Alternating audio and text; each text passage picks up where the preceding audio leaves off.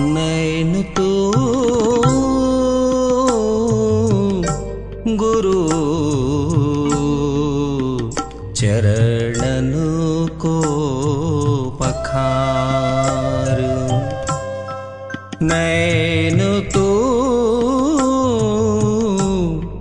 गुरु चरणन को पखारू।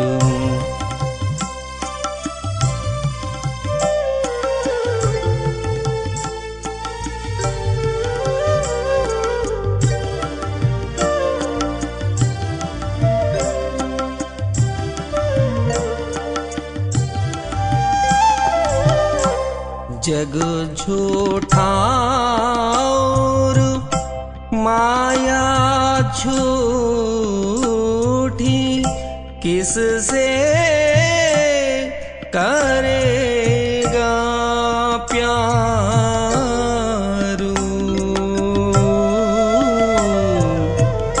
जग झूठा और माया झूठी,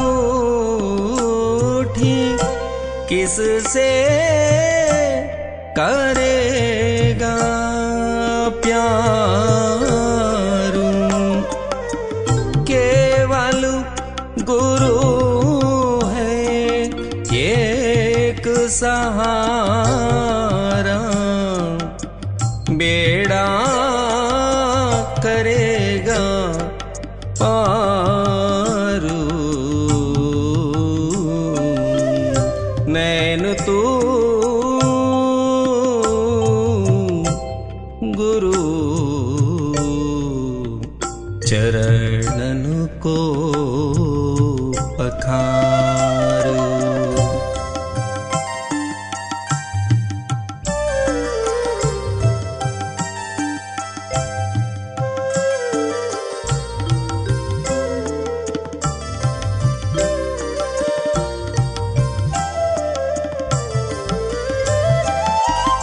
काम और तृष्णा घेरे बैठी, घेरा है संसार।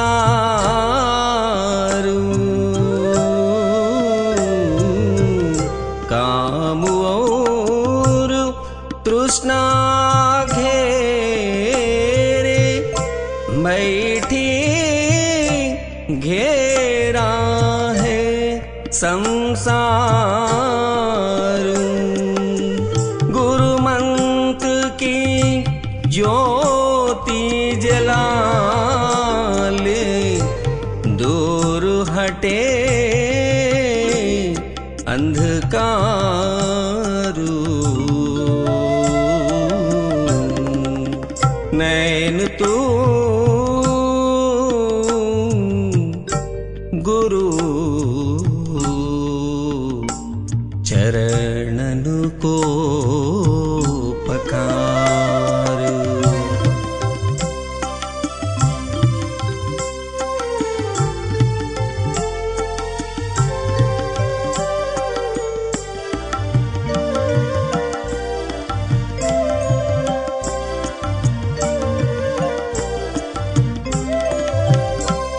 भटक रहा तू इस दुनिया में, पंछी पंख पसारू।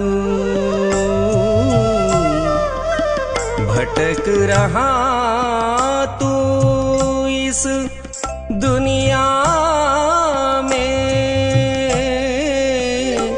पंछी पंख पसारू। इतना रोले सब धूल जाए, रह जाए बस प्यारू। नैन तू गुरु चरणन को पखारू।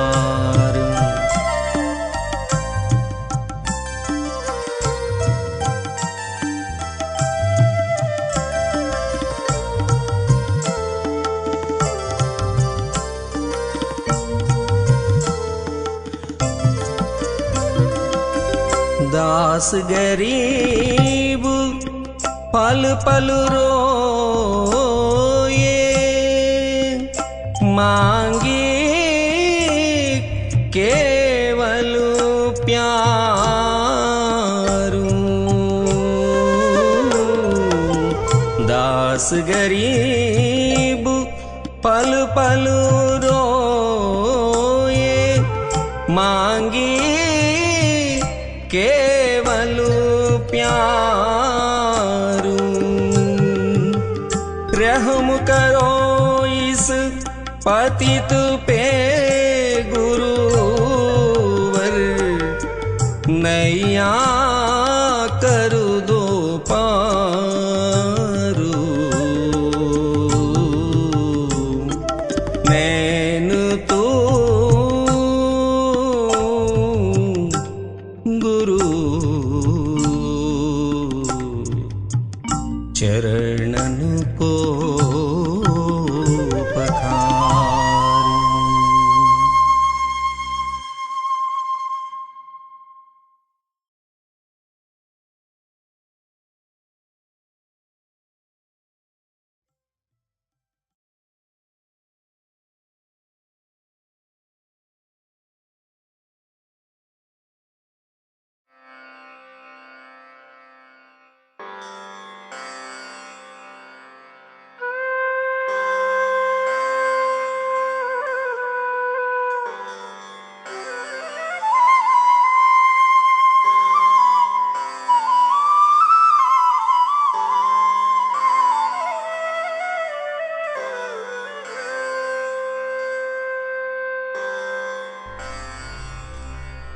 गुरु ब्रह्मा गुरुर्विष्णु गुरुदेवो महेश्वरः, गुरु साक्षात् परब्रह्म तस्मै श्री गुरवे नमः। ध्यानमूलं गुरुर्मूर्ति, पूजामूलं गुरुर्पदम्, मन्त्रमूलं गुरुर्वाक्यम्, मोक्षमूलं गुरुकृपा।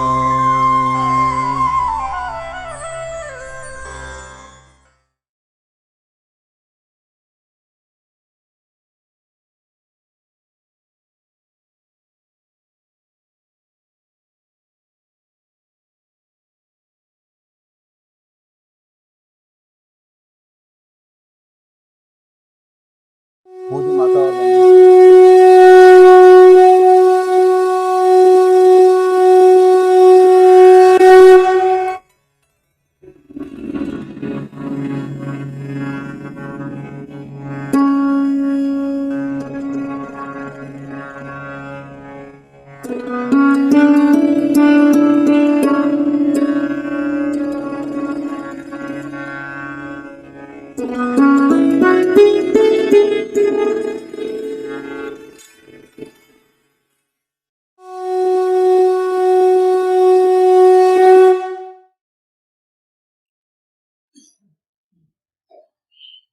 अभी एक भजन होगा और भजन के साथ साथ सभी भाई बहन अपने अपने इष्ट का ध्यान करेंगे।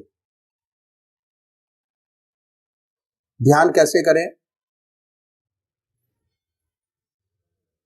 बहुत शॉर्ट में ध्यान करने का तरीका मैं आपके सामने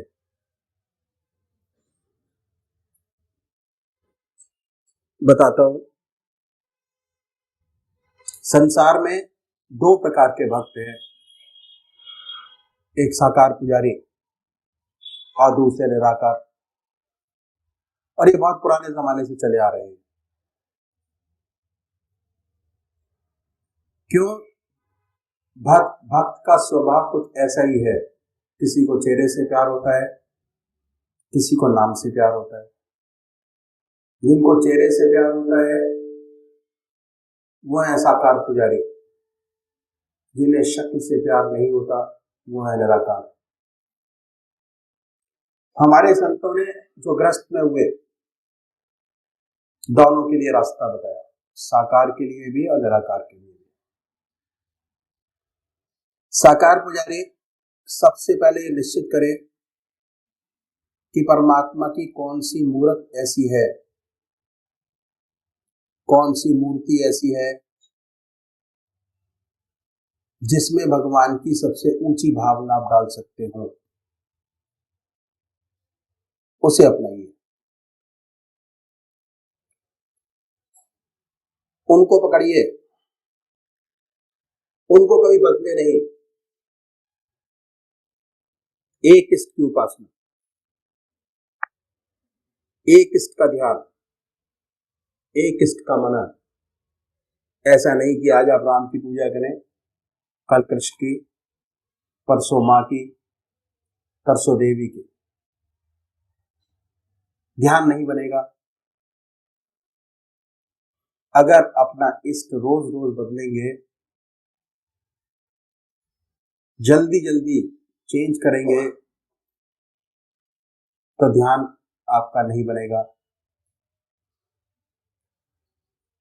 पूजा का जो मकसद है वो है चित्त की एकाग्रता प्राप्त करना, कंसंट्रेशन ऑफ माइंड। और वो जब ही होगा जब आपका एक इष्ट हो। और जब एक इष्ट होगा तभी आध्यात्मिक अनुभव आपके खुलेंगे। एक इष्ट की उपासना। तो ये मानिए, जिस इष्ट को आप मानते हैं कि वो इष्ट हमारा सशरीर हमारे सामने विद्यमान है, अपने सामने उनकी पवित्र मूर्त को बनाएं। बड़े प्यार से, बड़ी बड़ी आंखें हैं, गोल चेहरा है, जटाएं हैं, सर्पों की माला है, बनाएं अपने सामने अपने इष्ट को। दिल हमारा धड़कता रहता है, दिल की हर धड़कन से जो मंत्र आपका है उसको उच्चारित होते सुने कि हमारे हृदय से हमारे दिल का नाम, हमारे इष्ट का नाम निकल रहा है और हम उसको सुन रहे हैं। और जब तक ऐसा ना हो तब तक जिह्वा से बड़े प्यार से, बड़े आराम से उस नाम को ले सकते हैं। पर होता क्या है कि थोड़े समय तक तो नाम चलता है, उसके बाद मन इधर आधर कहीं भाग जाता है। पता कैसे लगता है? पता ऐसे लगता है कि हमारी आत्मा हमारे मन को देखती रहती है, वो बताती रहती है कि हमारा मन क्या कर रहा है। जैसे ही आपका मन ये कहे कि आपका ध्यान आपके इष्ट के चरणों से हट गया, फिर दोबारा अपने मन को पकड़िए, अपने इष्ट की याद में लगाएं। फिर कहीं दूसरी जगह मन चला जाएगा, उनको पकड़िए, अपने इष्ट की याद में लगाएं। निरंतर प्रयास करना पड़ेगा। यकीन मानिए, अगर आप 20 मिनट की कंसंट्रेशन में, ध्यान में, आज आपके 50 विचार आ रहे हैं, तो अभ्यास से, अगर निरंतर अभ्यास करते रहेंगे तो एक दिन ऐसा आएगा कि जब जैसे ही आप पूजा में बैठेंगे आपका मन आपके इष्ट के चरणों में लगा होगा। दूसरे वो भाई हैं निराकार भगवान के उपासक है, ओम, अल्लाह, वाहिगुरु, बड़े प्यार से बैठे, मन को साफ कीजिए और ये महसूस करें कि हमारे दिल से ओम नाम निकल रहा है और हम उसको सुन रहे हैं बड़े प्यार से। ओम ओम ओम। जैसे कोई दूसरा विचार आए उन विचारों को हटाइए, फिर अपने इष्ट की याद में लगिए, अल्लाह अल्लाह, बड़े प्यार से। सांसारिक विचार आएंगे, उनको हटाएं, फिर अपने इष्ट की याद में लगे, फिर हटाएं, फिर अपने इष्ट की याद में लगे। तो अभी एक भजन होगा और भजन के साथ साथ सभी भाई बहन अपने अपने इष्ट की याद में बैठेंगे।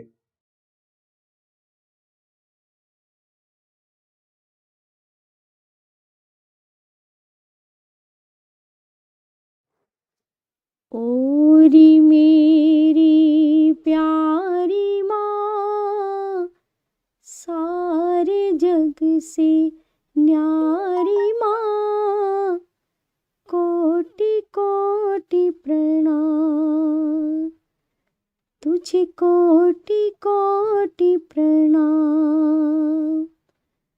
तू ही मेरी हर खुशी, तू ही मेरी जिंदगी, तू मेरा भगवान।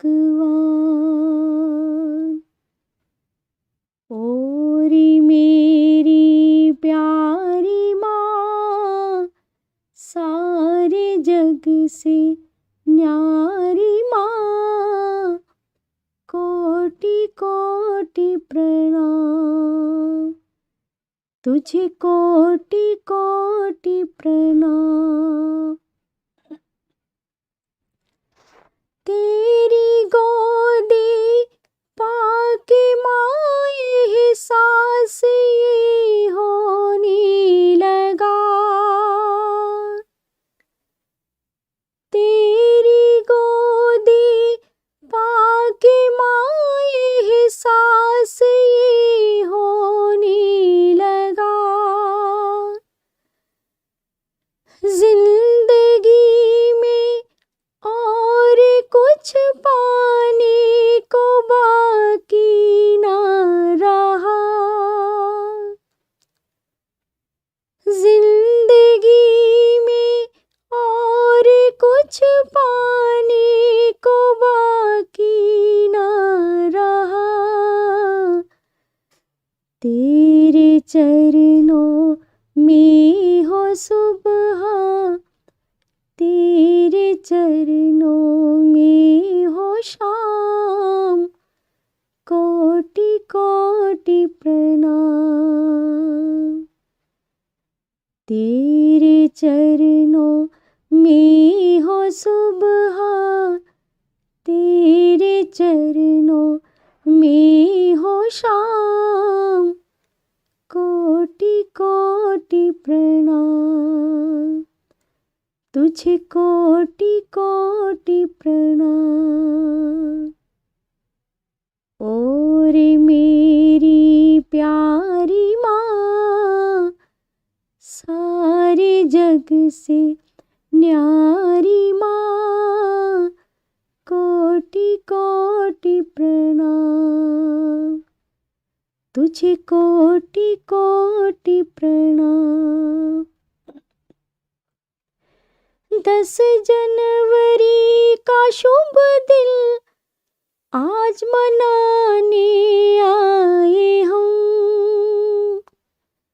10 जनवरी का शुभ दिन मिलकर मनाने आए हम।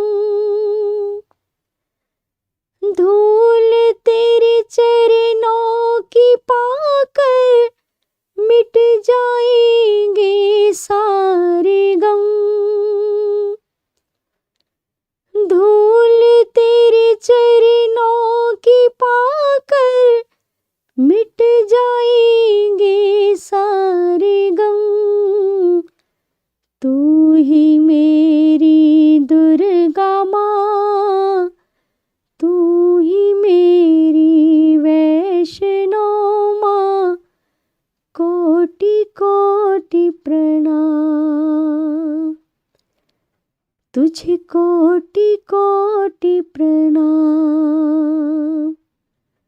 और मेरी प्यारी माँ, सारे जग से न्यारी माँ, कोटि कोटि प्रणाम, तुझे कोटि कोटि प्रणाम। अपने सुख को भूल कर माँ मुझको सब सुख दे दिए। अपने सुख को भूल कर माँ मुझको सब सुख दे दिए। खुशियाँ मुझ पर वार दी और दर्द सारे ले लिए। खुशियाँ मुझ पर वार दी और दर्द सारे ले लिए। तू ही मेरी हर खुशी, तू ही मेरी जिंदगी, तू मेरा भगवान। तू ही मेरी हर खुशी, तू ही मेरी जिंदगी, तू मेरा भगवान। और मेरी प्यारी माँ, सारे जग से न्यारी माँ, कोटि कोटि प्रणाम। तुझे कोटि कोटि प्रणाम। विनती मैं प्रभु से करूं जब जब जन्म दुनिया में लूं। विनती मैं प्रभु से करूं जब जब जन्म दुनिया में लूं। हो यही परिवार प्यारा, तेरी ही बेटी बनो। हो यही परिवार प्यारा, तेरी ही बेटी बनो। अर्धांगनी श्री भाई साहब की, अर्धांगनी श्री भाई साहब की, भैया जी की प्यारी माँ, कोटि कोटि प्रणाम। तुझे कोटि कोटि प्रणाम। और मेरी प्यारी माँ, सारे जग से न्यारी माँ, कोटि कोटि प्रणाम। तुझे कोटि कोटि प्रणाम। तू ही मेरी जिंदगी, तू ही मेरी हर खुशी, तू मेरा भगवान। भाई साहब की, अर्धांगनी श्री भाई साहब की, भैया जी की प्यारी माँ, कोटि कोटि प्रणाम। तुझे कोटि कोटि प्रणाम। और मेरी प्यारी माँ, सारे जग से न्यारी माँ, कोटि कोटि प्रणाम। तुझे कोटि कोटि प्रणाम। तू ही मेरी जिंदगी, तू ही मेरी हर खुशी, तू मेरा भगवान। तू मेरा भगवान।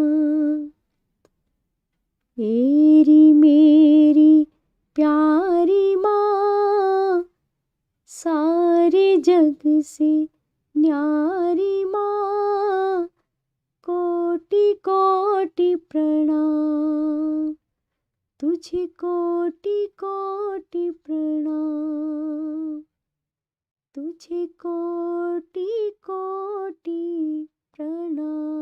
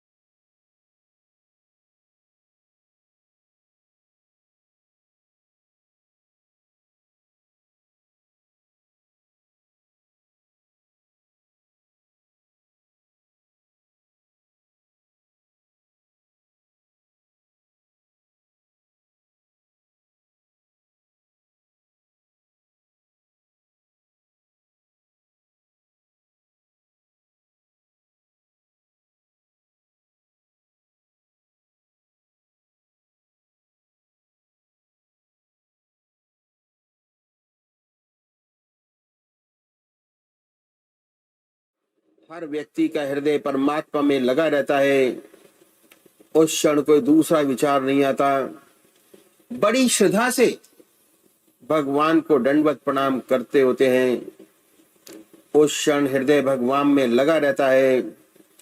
इस साधक का हृदय जब वह सोता है, परमात्मा की गहरी याद में सोता है। वह सो नहीं रहा, परमात्मा को दंडवत प्रणाम कर रहा है। जब सोऊं तो करऊं दंडवत पूजऊं और न देवा, जब सोऊं तो करऊं दंडवत पूजऊं और न देवा। और एक इष्ट का पुजारी, जैसे मैंने आपको शुरू में बताया, जो साकार पुजारी हैं, एक इष्ट निश्चित करना बहुत आवश्यक है, तभी चित्त की एकाग्रता प्राप्त होगी, नहीं तो नहीं हो पाएगी। और निराकार पुजारियों के लिए एक नाम आगे कहते हैं कबीर साहब कि कहूं सो नाम, कहूं सो नाम, सुनऊं सो सिमरन, खाऊं पीऊं सो पूजा, ग्रह उजाड़ एक सम लेखूं, भाव मिटाऊं दूजा। कहूं सो नाम, सुनऊं सो सिमरन,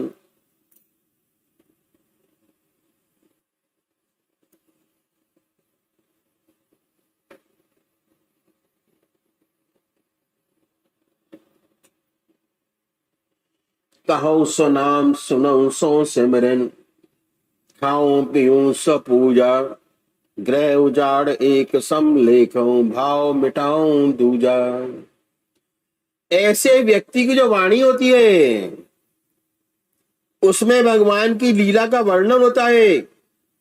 परमात्मा के गुणा अनुवादों में ही उसको सच्चा आनंद व सुख मिलता है, और निरंतर अपने आत्मा के रस को चूसता रहता है, निरंतर आत्मा के शब्द को सुनता रहता है। कहता है ईश्वर का नाम, सुनता है ईश्वर का नाम, और जब भोजन करता है तब भगवान को अर्पण करके करता है। हर ग्रास परमात्मा की याद में खा रहा है, भगवान को सच्चा नैवेद्य चढ़ाता है, भगवान की सच्ची पूजा कर रहा है।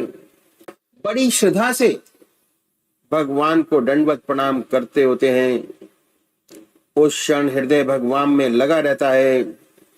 इस साधक का हृदय जब वह सोता है, परमात्मा की गहरी याद में सोता है। वह सो नहीं रहा, परमात्मा को दंडवत प्रणाम कर रहा है। जब सोऊं तो करऊं दंडवत पूजऊं और न देवा, जब सोऊं तो करऊं दंडवत पूजऊं और न देवा। और एक इष्ट का पुजारी, जैसे मैंने आपको शुरू में बताया, जो साकार पुजारी हैं, एक इष्ट निश्चित करना बहुत आवश्यक है, तभी चित्त की एकाग्रता प्राप्त होगी, नहीं तो नहीं हो पाएगी। और निराकार पुजारियों के लिए एक नाम आगे कहते हैं कबीर साहब कि कहूं सो नाम, कहूं सो नाम, सुनऊं सो सिमरन, खाऊं पीऊं सो पूजा, ग्रह उजाड़ एक सम लेखूं, भाव मिटाऊं दूजा। कहूं सो नाम, सुनऊं सो सिमरन, कहूं सो नाम, सुनऊं सो सिमरन, खाऊं पीऊं सो पूजा, ग्रह उजाड़ एक सम लेखूं, भाव मिटाऊं दूजा। ऐसे व्यक्ति की जो वाणी होती है, उसमें भगवान की लीला का वर्णन होता है। परमात्मा के गुणा अनुवादों में ही उसको सच्चा आनंद व सुख मिलता है, और निरंतर अपने आत्मा के रस को चूसता रहता है, निरंतर आत्मा के शब्द को सुनता रहता है। कहता है ईश्वर का नाम, सुनता है ईश्वर का नाम, और जब भोजन करता है तब भगवान को अर्पण करके करता है। हर ग्रास परमात्मा की याद में खा रहा है, भगवान को सच्चा नैवेद्य चढ़ाता है, भगवान की सच्ची पूजा कर रहा है। भगवान को नैवेद्य चढ़ा रहा है, सच्ची पूजा उससे बन रही है।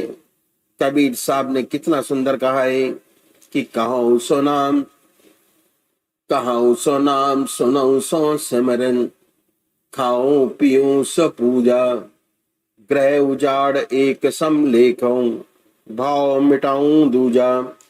ऐसा व्यक्ति निरंतर अपने आत्मा के आनंद को चूसता रहता है।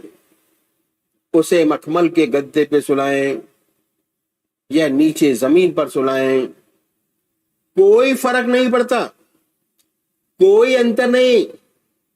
चाहे महल में रखें, चाहे झोपड़ी में रखें, उसका उसके ऊपर कोई प्रभाव नहीं पड़ता, क्योंकि उसे तो इसका पता ही नहीं कि क्या हो रहा है। वह तो ये जानता ही नहीं कि उसकी जिंदगी कैसे चल रही है। वह तो निरंतर परमात्मा की याद में रहता है, अपने आत्मा के रस को चूसता रहता है। इस सेवक के गुरुदेव कहा करते थे, बहुत सुंदर बात कहते थे। वो कहते थे कि निशाते जिंदगी है, जिंदगी का यूं बसर होना। निशाते जिंदगी है, जिंदगी का यूं बसर होना। निशाते जिंदगी में जिंदगी से बेखबर होना। निशाते जिंदगी है, जिंदगी का यूं बसर होना। निशाते जिंदगी में जिंदगी से बेखबर होना। ये सबसे ऊंची जिंदगी है। दुनिया के सारे वैभव मौजूद हैं, लेकिन इसे इसका एहसास ही नहीं। उन सब वैभवों को रत्ती भर एहसास नहीं। उसका हृदय तो निरंतर अपने आत्मा के रस को चूसता रहता है। उसका मन तो अपनी आत्मा में लगा रहता है, उसी के आनंद को निरंतर लेता रहता है। ये है सच्ची जिंदगी। ग्रह उजाड़ एक सम लेखूं, भाव मिटाऊं दूजा। एक और बात सेवक ने अपने प्रवचन में बतलाई थी कि गीता में साधन की दृष्टि से 4 विशेष बात है। पहला है आहार की शुद्धि, दूसरा विहार की शुद्धि, तीसरा अभ्यास और चौथा वैराग। वैराग का मतलब हम लोग बहुत गलत समझते हैं। वैराग का मतलब हम समझते हैं कि जो घर बार छोड़ दे, बीवी बच्चे छोड़ दे, धन दौलत छोड़ दे, जंगल में जाके बैठ जाए, उसे हम वैरागी कहते हैं। वास्तव में वैरागी नहीं, त्यागी है। उसने हर चीज का त्याग कर दिया, वह त्यागी है, वैरागी नहीं। वैरागी कौन है? सच्चा वैरागी वो है जिसके हृदय में परमात्मा की गहरी याद है। सिवा उसके उसका मन इधर उधर नहीं जाता। जब आप पूजा में बैठते हैं और अगर सच्ची पूजा आपसे बनती है, आपका चित्त परमात्मा में एकाग्र हो जाता है, दूसरे विचार नहीं आते। जितने समय आपकी ऐसी अवस्था बनती है, उतने समय आपसे कोई ऊंचा वैरागी नहीं, परमात्मा के समीप है, माया और संसार से दूर है। यही अवस्था आपकी बढ़ती चली जाए, धीरे धीरे हर समय ऐसी स्थिति आपकी बनने लगे। निरंतर प्रभु की याद में हृदय डूबा रहे। कोई काम आया तो उस प्रभु का कार्य है, प्रभु की याद में किया जा रहा है। काम खत्म हुआ, उसको अर्पण है, उसकी याद बनी है, एहसास है, ईश्वर की याद बनी है, तो आपसे बड़ा कोई वैरागी नहीं। सच्चे वैरागी हैं, इसी दुनिया में है, इसी संसार में, बच्चों के बीच, लेकिन दुनिया की वस्तु आपको छुएगी नहीं। ये है वैराग। और वैराग आता है अभ्यास से। त्याग करने से वैराग नहीं आता। जितना ज्यादा अभ्यास करेंगे, ऑटोमेटिक उतने वैरागी होते चले जाएंगे। जो अभ्यास करने की पद्धति आपको बतलाई अब तक, कैसे भोजन करें, कैसे स्नान करें, कैसे दातुन कुल्ला करें, कैसे मंजन करें, कैसे ईश्वर की याद को निरंतर बनाए रखें, जैसे जैसे अभ्यास बढ़ता चला जाएगा, जैसे जैसे आपके हृदय में प्रभु की याद की लौ कायम होती चली जाएगी, वैसे वैसे आपका ध्यान बढ़ता चला जाएगा। रहते हैं इसी दुनिया में, इसी संसार में, बच्चों के बीच, दफ्तर में, आपके वैराग की अवस्था बढ़ती चली जाएगी, आप सच्चे वैरागी बन जाएंगे। इसलिए कबीर साहब ने कहा है, ग्रह उजाड़ एक समलेखों, भाव मिटाऊं दूजा। चाहे उसे महल में सुलाइए, चाहे झोपड़ी में रखिए, कोई फर्क नहीं पड़ता। एक और सुंदर किस्सा याद आ गया जो मैं आपके सामने रखूंगा। एक फकीर था, एक बादशाह था, बादशाह का महल था, बीच में सड़क थी, सड़क की दूसरी तरफ फकीर की झोपड़ी थी। फकीर झोपड़ी में रहता, बादशाह की उठते बैठते कभी कभी उस फकीर की ओर निगाह हो जाती। तो मैं सोचता कि बेचारा बड़ा दुखी है, बड़ा दुखी जीवन, टाट पर सोता है, टाट पर बैठता है, लंगोटा मार के रहता है। सर्दी का मौसम आया, एक दिन बहुत ठंड थी, बहुत तेज सर्दी पड़ रही थी। बादशाह अपने महल में आया, सारे हीटर्स चालू करा दिए। उसके बाद पतली पतली रजाइयां, एक रजाई, दो रजाई, तीन रजाई, यहां तक रजाइयों का नंबर 20-22 तक पहुंचा। बादशाह की निगाह फकीर की झोपड़ी में गई तो क्या देखता है, उस फकीर ने एक लक्कड़ जलाया हुआ है, लक्कड़ में आग लगाई है, उस लक्कड़ के सामने बैठा मस्त, ध्यान में मस्त है। राजा ने सोचा फकीर आज कितनी परेशानी में होगा ठंड के कारण। थोड़ी देर बाद इस वजीर को भी नींद आ गई और इसे भी होश नहीं रहा कि हीटर्स चालू है या नहीं, ठंड है कि नहीं। थोड़ी देर बाद उस फकीर को भी नींद आ गई, वह भी लक्कड़ के पास लेट गया। एक टाट बिछा हुआ था, एक ओढ़ कर लेट गया, गहरी नींद आ गई। लक्कड़ कब बुझा इसे क्या पता। जब सुबह वजीर उठा तो सर्दी महसूस हुई। एक बार नीचे देखता है, एक टाट पर वकील सोया हुआ है, एक टाट उड़े है, लक्कड़ भी बुझा हुआ है। उसने अपनी बेटी से पूछा कि बेचारा बड़ा अभागा है, पर सो कैसे गया। ताज्जुब तो इस बात पर है कि उसे नींद कैसे आ गई। बेटी जिसकी सात्विक प्रवृत्ति थी, कहा पिताजी आप उसे बुलवाइए और पूछ लीजिए वे कैसे सो गया, उसे नींद कैसे आ गई, क्या हर्ज। बुलाने के लिए चौकीदार भेज दिया। चौकीदार गया कि वजीर साहब ने याद किया है। वह उठा और कहा अभी मैं 1 घंटे बाद आऊंगा। 1 घंटे बाद बादशाह की साहब की खिदमत में हाजिर हो जाऊंगा। चौकीदार गया और बताया वह 1 घंटे बाद आएगा। बादशाह को नागवार गुजरा।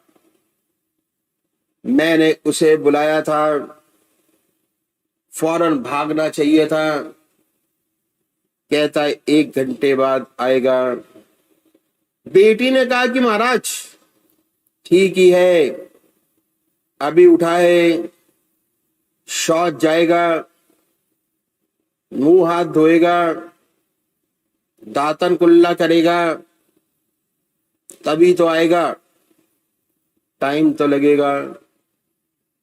बादशाह शांत हो गया। 1 घंटे बाद मुंह हाथ धोकर वह फकीर आया। आकर बादशाह साहब के महल में पहुंच गया। बेटी ने दरवाजा खोला, बुलाकर अंदर बैठा लिया। राजा ने उससे प्रश्न किया कि रात कैसी कटी। उस वकील ने बड़ा सुंदर जवाब दिया कि कुछ तुझसे अच्छी और कुछ तेरे जैसी।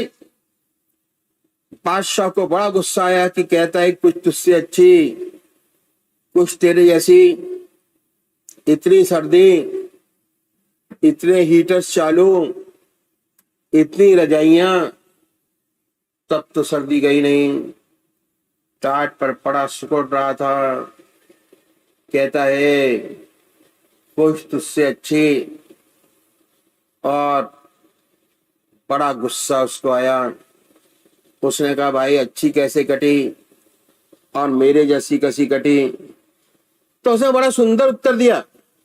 कहा राजन, जब तू महल में दाखिल हुआ, सर्दी से ठुठुर रहा था, सारे हीटर चालू कराए, उसके बाद एक के बाद एक रजाई तू ओढ़ता चला गया। जैसी तेरी ठंडक थोड़ी कम होती चली गई तो तू सोचने लगा कि मेरा जो वजीर है, मेरा जो मिनिस्टर है, वो ज्यादा शक्तिशाली हो रहा है, प्रजा उसको ज्यादा मानती है। कहीं ऐसा ना हो कल वे गद्दी का मालिक बन जाए। उसके बाद तू ये सोचता रहा कि तेरा पड़ोसी राजा है, वह भी बड़ा शक्तिशाली हो गया, उसकी निगाह मेरे राज पर है, ऐसा ना हो कि वे मेरा राज हड़प ले। तो तू इन विचारों में पड़ा था। उस समय लक्कड़ के सामने बैठा मैं परमात्मा का चिंतन कर रहा था। उस प्रभु से मैं बातें कर रहा था, मेरा ध्यान लगा हुआ था। जितनी देर तुझे सोने में लगी और मैं जागता रहा, जितनी देर मुझे सोने में लगी और मैं जागता रहा, तो ये रात तुझसे अच्छी कटी। और जब तू सो गया तो तुझे क्या पता कि हीटर चालू है कि नहीं, रजाई ओढ़े है कि नहीं। जब मैं सो गया तो मुझे नहीं मालूम कि लक्कड़ जला है कि नहीं। ये समय तुझसे ऐसा कटा। तो जो संत हैं जिनका हृदय परमात्मा में लगा रहता है, आप उन्हें कैसे रखते हैं, उन पर इसका कोई असर नहीं पड़ता। उनका प्रभु चिंतन बना रहता है, दुख में भी।